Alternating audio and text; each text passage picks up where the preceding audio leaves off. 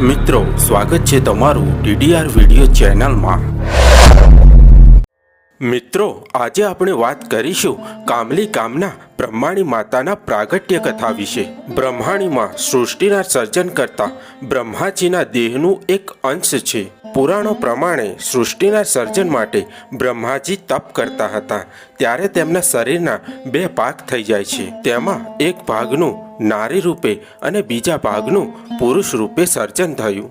જે નારી રૂપે સર્જન થયું તે અત્યારે શતરૂપા, સરસ્વતી, ગાયત્રી અને બ્રહ્માણી તરીકે ઓળખાય છે।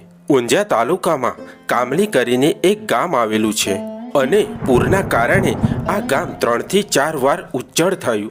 વર્ષો પહેલા આ જગ્યાએ સરસ્વતી નદી વહેતી હતી અને અહીં ઋષિ મુનિઓના આશ્રમો આવેલા હતા। તે વખતે સિદ્ધપુર કપિલ મુનિની કર્મભૂમિ હતી। હાલ બ્રહ્માણી માતાનું જ્યાં મંદિર છે ત્યાં ચમદર્ગી ઋષિનો આશ્રમ હતો। તે વખતે આ જગ્યા હિડમ્બા વન તરીકે ઓળખાતી હતી। આ કામલી ગામ ક્યારે વસાવવામાં આવ્યું તેનો કોઈ ચોક્કસ પુરાવો નથી, પરંતુ 200 વર્ષ પહેલા પંજાબના કરડ પ્રદેશમાંથી કણબી ઉમા પ્રદેશમાં આવી સ્થિર થયા અને સમયાંતરે જ્યાં ખેતી થઈ શકે તેવા પ્રદેશોમાં સ્થિર થયા। આ કામલી ગામમાં પ્રથમ પાટીદારની વસણી થઈ। તેમાં ફોક અટકના કેટલાક પાટીદારો આવીને વસ્યા। આ ગામનું નામ વૈવંચા બારોટના ચોપડા પ્રમાણે કાયાવાડી હતું, પરંતુ કાળક્રમે આ ગામનું નામ તળપદા શબ્દોમાં કંબડી પડ્યું।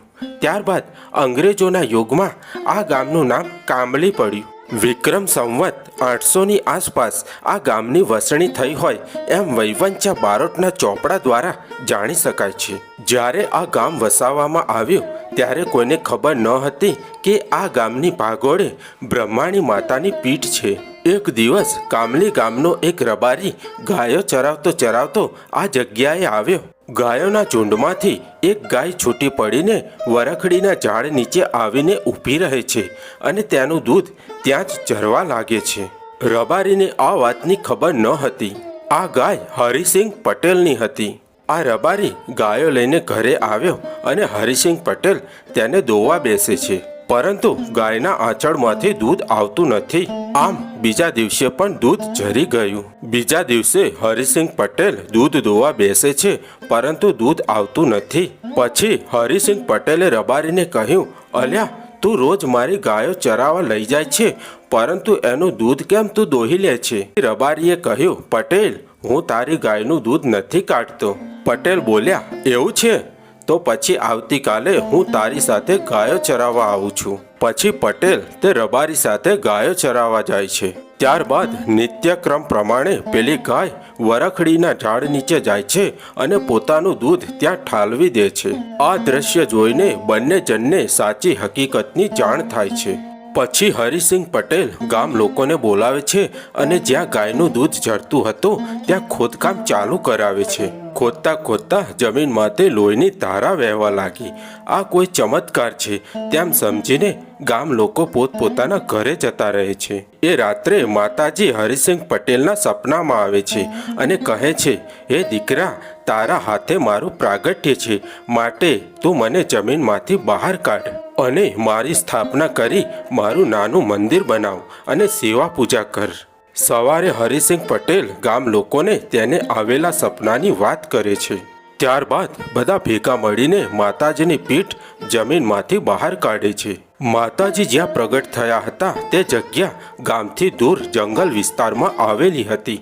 માતાજીને ગામમાં લાવવા માટે 128 બળદગાડા જોડવામાં આવે છે। આ ગાડા ચાલતા હાલમાં 64 જોગણીનું મંદિર આવેલું છે ત્યાં પહોંચે છે અને વચ્ચે એક ગાય આવતા સૌ લોકો બોલી ઉઠ્યા, હા માં હા।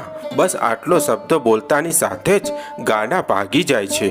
આ બધું દ્રશ્ય જોઈને ગામ લોકો સમજી જાય છે કે માતાજી ગામમાં આવવા માંગતા નથી। ત્યારબાદ માતાજીના પ્રાગટ્ય સ્થાને ઈંટ માટીનું નાનું મંદિર બનાવવામાં આવે છે અને ત્યાં તેમની સ્થાપના કરવામાં આવે છે। આ મંદિર 900 થી 1200ના સમયગાળા દરમિયાન બનાવવામાં આવ્યું હશે તેવું વૈવંચા બારોટના ચોપડા દ્વારા જાણી શકાય છે।